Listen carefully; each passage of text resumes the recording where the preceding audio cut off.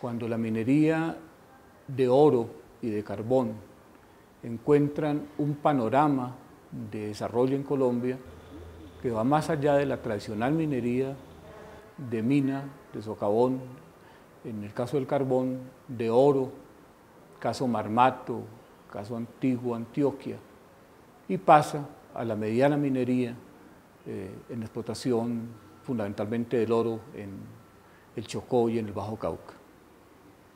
A partir de que llegan las dragas, se posicionan de las terrazas aluviales y comienzan a desplazar a las comunidades que realizan minería artesanal y a generar procesos no solamente de desplazamiento de comunidades, sino de destrucción de la naturaleza, los ríos Raposo, Anchicayá, en la zona del Valle, los ríos Quito en el Chocó y los ríos Nechí en el Bajo Cauca son los principales testimonios, digamos, de esa llegada de la minería a final del 80, principios del 90.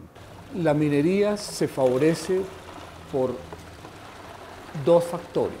Uno, la apertura económica generada durante el gobierno de Barco, que propicia la entrada de dragas sin pagar impuestos, este tipo de maquinaria que no se conocía en Colombia de la forma como aparece en ese momento, y los dineros del narcotráfico que comienzan o están en pleno apogeo en ese periodo. Recordemos, el gobierno de Barco fue de los gobiernos de mayor violencia en política, cuando el narcotráfico comienza a hacer su aparición, no solamente desde el punto de vista político, sino desde el punto de vista económico, en la apropiación de territorios y desplazamiento de comunidades en las zonas fundamentalmente mineras.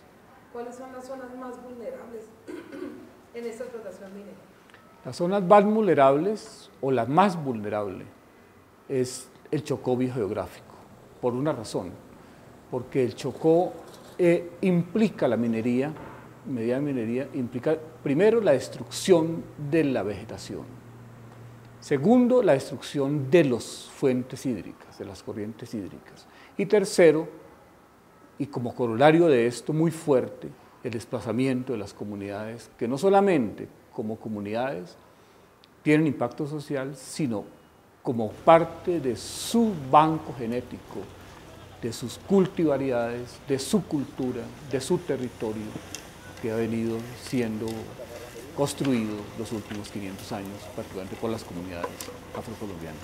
Los colombianos son los más afectados, no solamente en el caso del Chocó, del Valle del Cauca, sino en el Chocó, en la cuenca del Medio Atrato. Tomamos el caso del municipio de Ismina, que es el Alto San Juan, tomamos el caso del municipio de Unión Panamericana, el municipio de Río Quito, que ya es del Medio Atrato, en donde la minería de oro se asienta para desplazar a comunidades, no en cualquier proceso, sino un proceso de invasión, de desalojo, de destrucción de la naturaleza. El impacto ambiental atraviesa tres escenarios. Uno, un escenario físico. El escenario físico es la destrucción de los cauces, de las corrientes, que permiten que esas corrientes tengan una regulación hídrica y se controle, digamos, la permanencia por parte misma de la hidrología de esas corrientes de las comunidades asentadas tradicionalmente en las terrazas aluviales, donde hacen sus asentamientos, donde hacen sus cultivos. Entonces es una destrucción física. La destrucción física viene acompañada de una generación inmensa de miles de toneladas de lodos que son removidos del fondo de las terrazas y van destruyendo toda la biota acuática de esas corrientes, por lo tanto destruyendo el recurso principal de las comunidades a nivel de proteína animal, como es la pesca. Luego viene el proceso de contaminación por efecto de amalgamiento del oro recuperado con cianuro, con mercurio, y la contaminación con el mercurio, tanto del aire como del agua. Cuando es con mercurio, cuando es con cianuro, la contaminación es mucho más fuerte sobre el agua, porque las aguas son contaminadas y se presentan miles de especies que mueren por la contaminación. Luego viene la destrucción cultural, que es la destrucción de los asentamientos territoriales de las comunidades, las terrazas aluviales que están ahí donde están los asentamientos de comunidades negras, fundamentalmente indígenas también, pero más las comunidades negras, porque las comunidades negras son las que desde la colonia vienen acompañando el proceso de explotación minera. Los indígenas no se metieron con el proceso de explotación minera, son las comunidades afrocolombianas que se meten en ese proceso y que las que han llevado la explotación artesanal fundamentalmente, son entonces las que son desplazadas y vienen entonces a conjugarse en el escenario del Chocó, en el escenario del Bajo Cauca, un desplazamiento masivo de población, una destrucción de la naturaleza, una destrucción de la cultura y una transformación de los territorios. En los últimos 10 años, ¿qué ocurre? Que el gobierno de Uribe toma una decisión que incluso los grandes mineros y los pequeños mineros obviamente no están de acuerdo. ¿Cuál es la decisión que toma el gobierno de Uribe? Que dice que la minería, mediana minería, es legal. O sea, que la mediana minería no tiene ningún problema de pasar por los balances de evaluación de impacto ambiental, por los balances de control del Estado, por los balances de planes de manejo, sino que de hecho es una minería legal. Con esa decisión del gobierno de Uribe lo que hace es legalizar todo el patrón de explotación y de entrada de la minería a todas las zonas más vulnerables. ¿Qué viene posteriormente? Eso viene acompañado de un ordenamiento territorial a la minería que se da a través de la figura de los distritos mineros. Pero lo que hace el gobierno de Uribe para legalizar eso es construir los grandes distritos o construir las zonas mineras en Colombia como distritos mineros en donde se superpone al ordenamiento territorial municipal y al ordenamiento territorial de los departamentos un ordenamiento que se llama distritos mineros. Esos distritos mineros entonces tienen, desde la ley de minas, una preponderancia en donde al ser constituidos como distritos mineros se convierten en zonas de dinámica social y económica y se le da entonces preponderancia en la explotación de la minería, de hecho, como mediana minería en este caso, y se da vía libre a la destrucción de la naturaleza, destrucción de los territorios.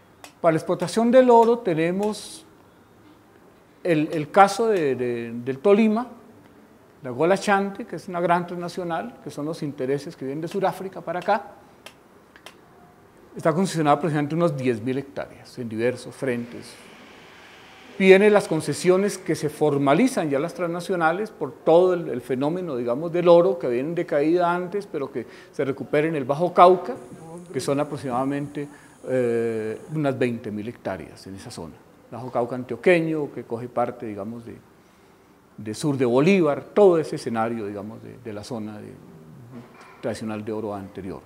Viene la zona del Pacífico, en donde entran, digamos, la parte de los ríos de oro, tanto en la Bahía de Buenaventura como en la zona del Chocó, que pueden ser unas 20.000 hectáreas si miramos juntos. Viene Marmato, que es la tradicional minería artesanal de miles de personas en Marmato, absolutamente extraordinario esto, como lo han hecho, y entonces ahora vienen a ocupar la gran minería, que son unas 2.000 hectáreas aproximadamente.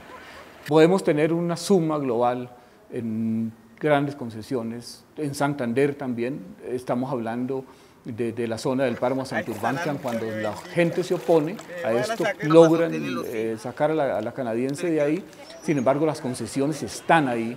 Hemos verificado, están las concesiones en Santurbán todavía, que cogen alrededor de unas 10.000 hectáreas para las minerías en Santurbán. De tal manera que podemos tener unas 70.000 hectáreas de oro, tierras de oro, concesionadas a grandes intereses mineros transnacionales. En peticiones de licencias para oro, hay zonas insospechadas en donde han descubierto oro, pues, Boyacá, los páramos de Boyacá, que no estaban contemplados dentro del inventario. Tenemos zonas cercanas a la Sierra Nevada de Santa Marta. Tenemos zonas en la Amazonia, que fueron viejas zonas que tienen que ver con el macizo guyanés que penetra, que es un macizo muy antiguo, por eso hay oro allá, está la serranía de Naquén, y está todo el oriente de Vichada, Guaviare, y también el norte de la Amazonia, de la serranía del Traira, donde hubo explotación de oro en la década del 70 y el 80, en donde aproximadamente tal vez es la zona de concentración de oro mayor en la parte de América Latina, los garimpeiros son un ejemplo de esto, ya están llegando las transnacionales allá, eso puede cubrir aproximadamente unas 250.000 hectáreas, que van a ocupar el norte de la Amazonia, van a ocupar el sur de la Orinoquia y todos los límites Venezuela con Brasil, desde el río Apaporis, Caquetá, hasta el mediano Orinoco. Hay desplazamientos indígenas ahora en esa zona, está la zona de los Ducac, para mencionar algunas cosas. Concesiones en parques naturales. ¿Cuáles están amenazados? Están amenazados, primero, la zona del alto río Sinú, que tiene que ver con la zona del Parque Paramillo. Ahí hay concesiones que se están avanzando, concesiones mineras. Está también la zona que tiene que ver con la reserva forestal y los parques que van hacia el parque la reserva forestal Motilona, el Parque Nacional Natural que en el norte de Santander, del Catatumbo, que tiene que ver con toda la zona del Cesar y Ocaña, el norte de Ocaña, en Santander. Tenemos que ver los parques de la Amazonia, que fundamentalmente son el Caudinarí, que va a ser afectado seguramente por la zona de oro, que entre los principales parques que van a estar metidos dentro de las zonas de oro. El panorama de concesiones de oro en Colombia están por encima de los parques nacionales. Ya se están metiendo, ya están metidos. O sea, aquí no hay que decir, están respetando el Parque Nacional, sino cómo sacarlos del Parque Nacional, porque ya de hecho están metidos en los parques nacionales. Acá el contexto es clarísimo. Las transnacionales saben que Colombia es un punto nodal muy importante en el proyecto de IRSA. O sea, la infraestructura, el desarrollo de la infraestructura en América Latina. ¿Cuál es el panorama de infraestructura? El panorama de infraestructura en el futuro es que uno pueda salir de Bogotá, llegar a Puerto López, meterse en un barco por el río Meta y llegar a Buenos Aires, por carretera o por zona o por río. Y le apuestan entonces al desarrollo de Brasil a través de la minería de oro, a través de la minería de carbón, le apuestan al desarrollo de Argentina, le apuestan al comercio con Asia a partir de Brasil, sacando las riquezas de Colombia, tanto del Chocó como de la Amazonia.